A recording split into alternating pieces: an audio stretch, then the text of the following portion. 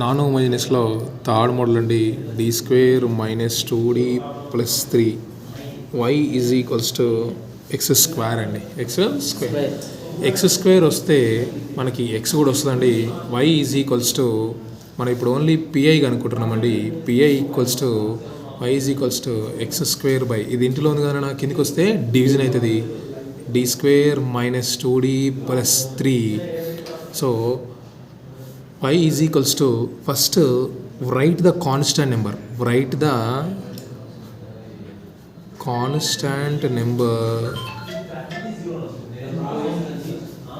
first y is equals to x square by 3 plus d square minus 2d అండి. ఇప్పుడు ఏదైతే constant number ఉందో common the constant number ఏదైతే మనం ఇచ్చినామో common the constant number. So అప్పుడు y is equals to X square by 3 by constant number common చేయడం అంటే డివిజన్ చేయడం అర్థం. 3 by d square minus 3 2d by 3 తీస్తే ఏమైందండి y is equals to X square by 3 by 3 ఎంత అండి 1. ఈ రెండింటి గట్టి ఒకటే ఎల్సిఎం తీస్తున్నా sir. 3d square minus 2d sir. 1 ఏని ఏమని రాయొచ్చు అండి మనము? ఏ ఇన్వర్స్ అని రాయొచ్చు. ఈ టోటల్ టర్మ్ని నేను పైకి పంపిస్తున్నా. y is equals to X square by 3 1 plus D square minus 2d plus 3 inverse అవుతుందండి. ఏమైందండి? ఇన్వర్స్ అవుతుంది. సో ఇప్పుడు మనకి ఎట్లా అవుతుందంటే దీని మొత్తాన్ని మనం ఏమనుకున్నామంటే డి అనుకోండి. దీని మొత్తాన్ని ఏమనుకుంటారండి? డి. సో అప్పుడు మీకు ఎట్లా అవుతుందంటే 1 ప్లస్ డి ఇన్వర్స్ అవుతుందండి. ఎట్లా అవుతుందండి? 1 ప్లస్ డి ఇన్వర్స్.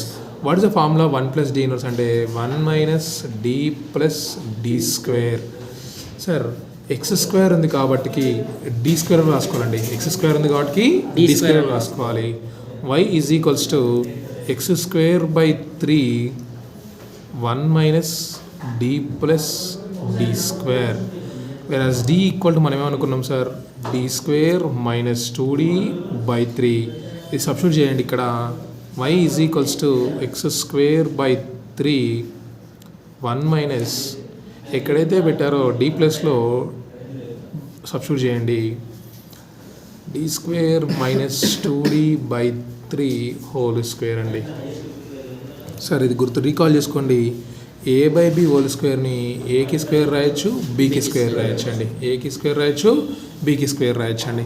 సో ఇప్పుడు ఇక్కడ y is equals to X square by 3 1 minus D square minus 2d by 3 plus పైన దానికి స్క్వేర్ రాస్తున్నా, కిందానికి స్క్వేర్ రాస్తున్నా అండి. ఇది హోల్ ఉంది ఇక్కడ, రెండింటికి ఉంది.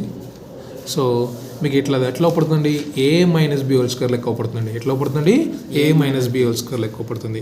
So a equals to d square అండి, b equals to 2d sir. What is a minus b whole square formula అండి? A minus b whole square equals to a square plus b square minus 2ab. A square is equals to a is equals to d square whole square, B equals to 2d whole square 2ad square, B equals to 2d అండి. D square whole square అంటే D power 4. 2d whole square అంటే 2d whole square అంటే 2కి square రావాలన్నా డీకి square రావాలన్నా 2 square D square 2 square D square 2 2s are 4 D square into D D cube. So దీని ఏమైనా sir? D power 4 plus 4d square minus 4d cube అండి. దేని ప్లేస్లో రాసుకోవాలి sir? D square minus 2d ప్లేస్లో రాసుకోవాలి. సో ఇక్కడ చూడండి సార్, మళ్ళీ దాన్ని y is equals to X square by 3 1 minus D square minus 2d by 3 plus ఏం రాయమన్నా నేను ఇక్కడ? D power 4 D square minus 4d cube by 3 square అంటే ఎంత అండి? 9. ఓకేనా అండి?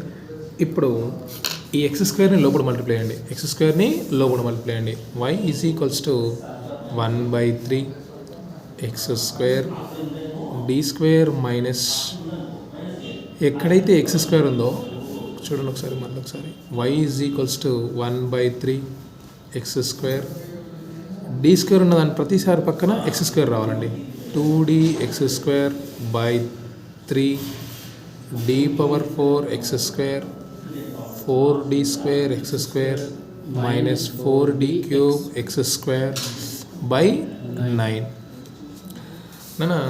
మనకి డిఫరెన్షియేషన్స్ ఉన్నాయి.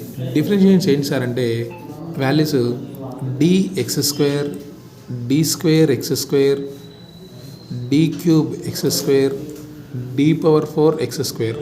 సార్ ఏంటి సార్ అంటే ఎక్స్ స్క్వేర్ని ఒక్కసారి డిఫరెన్షియేట్ చేయాలి. ఎక్స్ స్క్వేర్ని ఒక్కసారి డిఫరెన్షియేట్ చేయాలి.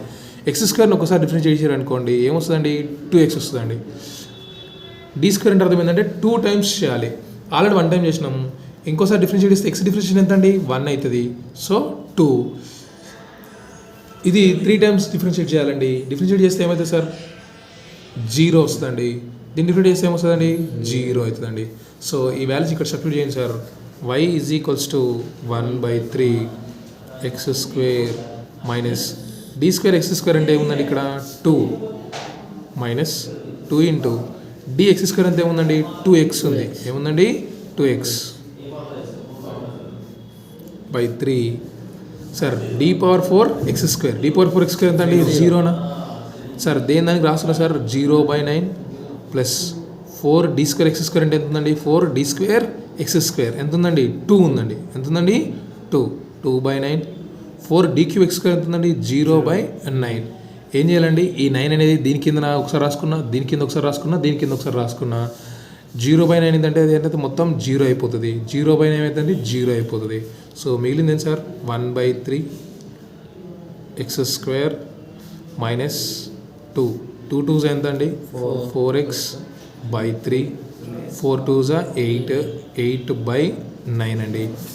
అని ఒక్కసారి ఇది చూడండి y equals to X square ఈ మైనస్ లోపల ఉంటుంది వేస్తున్నాను సార్ నేను -2 minus into minus plus 4x దీనికి ఒకసారి 3 రాస్తున్నా దీనికి ఒకసారి 3 రాస్తున్నా ప్లస్ 8/9 సార్.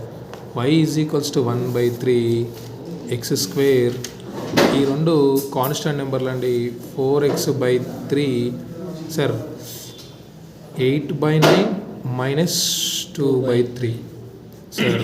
ఎల్సిఎం ఏంటి సార్ 9 3s 27 8/9 ఇంటూ 27 వేసుకోండి 2/3 ఇంటూ 27 వేసుకోండి. రాకపోతే ఇట్లనే చేయడం ఈజీ చాలా. ఇదెంతండి 9 3s 27 3 9s 27 8 3 ఎంత అండి 24 మైనస్ 18/27 24 మైనస్ 18 ఎంత సార్ ఇప్పుడు 4 6/27 అంటే ఎంత సార్ ఇది ఇక్కడ 3 2s 3 9s అంటే 2/9 అండి. y is equals to 1/3 X square plus 4x/3 plus 2/9. ఇంతటితో పిఐ కంప్లీటెడ్.